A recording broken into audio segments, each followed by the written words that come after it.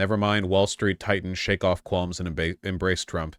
Many high-dollar donors had turned their backs on Trump after the stolen election lie on Jan 6, but now have returned. Wow, what a shocker.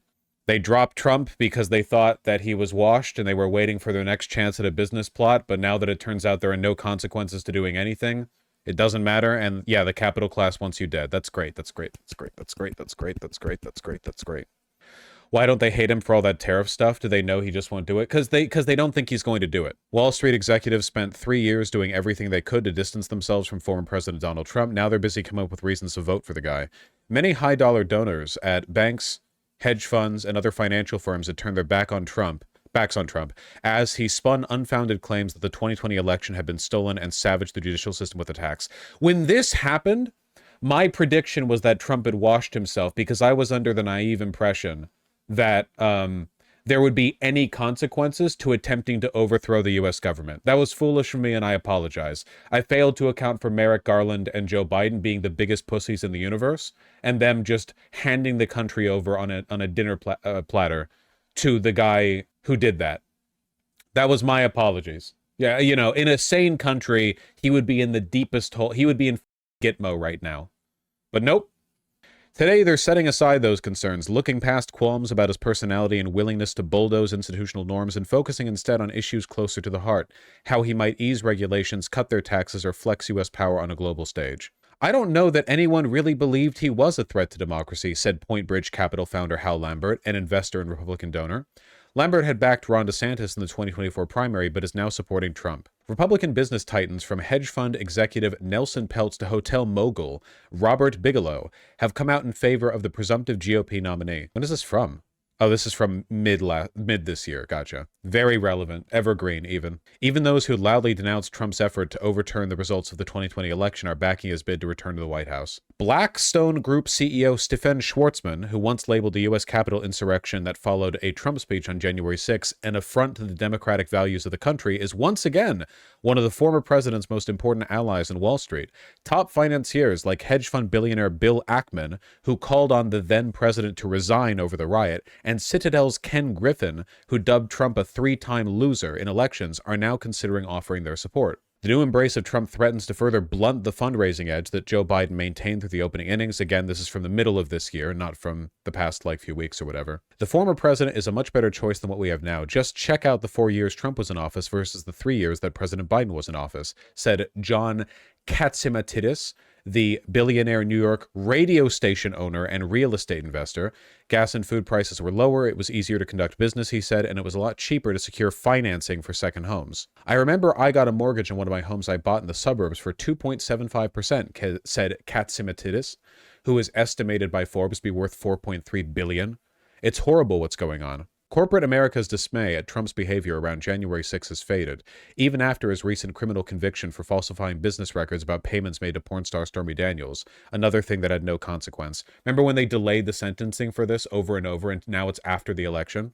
What's more, Wall Street firms and Silicon Valley venture capitalists have grown increasingly antagonistic towards Biden, as appointees like FTC Chair Lena Khan, one of the few good things about this administration, and Securities and Exchange Commission Chair Gary Gensler moved to tighten rules around markets and mergers. Kathy Wild, president and CEO of the Partnership for New York City, a nonprofit that represents the city's top business leaders, said Republicans have told her that, quote, the threat to capitalism from the Democrats is more concerning than the threat to democracy from Trump. Like I said at the beginning of this stream, the main problem with being a Marxist is that you're right so often that it's boring. It's not even there's no analysis here. It's literally just word for word, the thing.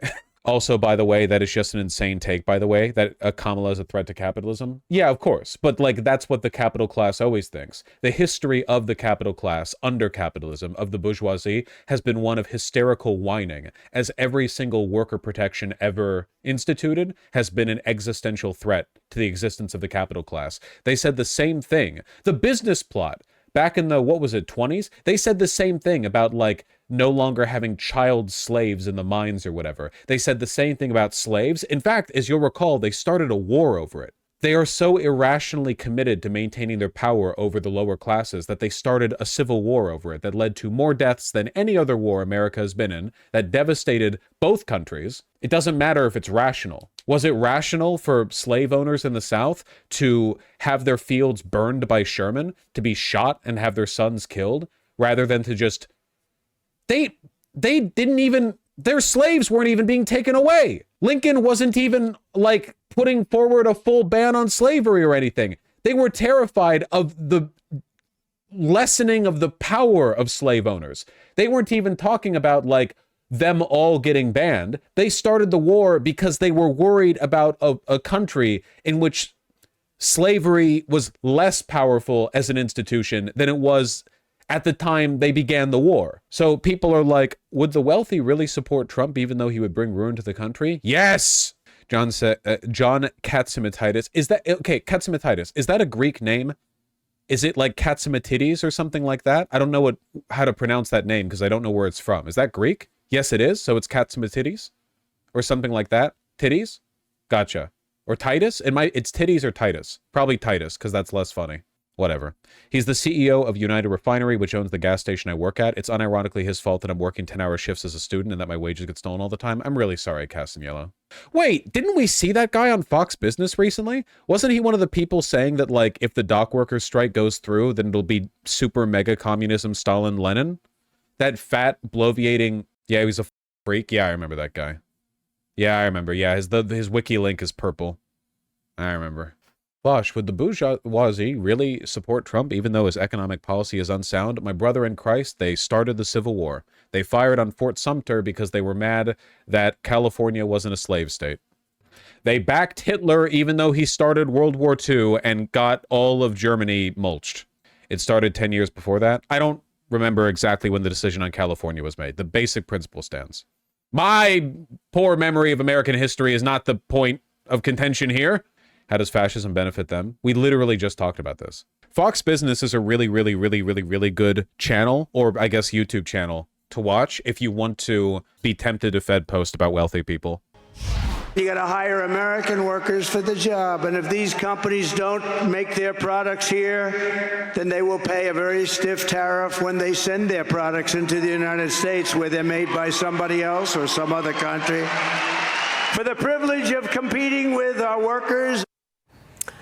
And that is former President Trump reiterating his pledge to America's blue-collar workers this week in Georgia. Same thing that he told me just a couple of weeks ago. The trade group of Associated Builders and Contractors is now throwing their support behind President Trump. Joining me right now is the CEO, Michael Belliman. Michael, thanks very much for being here. You represent more than 23,000 members across the country. Tell us what's important to them and why they have decided to get behind Trump. Yes, Associated Builders and Contractors is all about the merit shop. We're the voice of the merit shop, which is all about fair and open competition.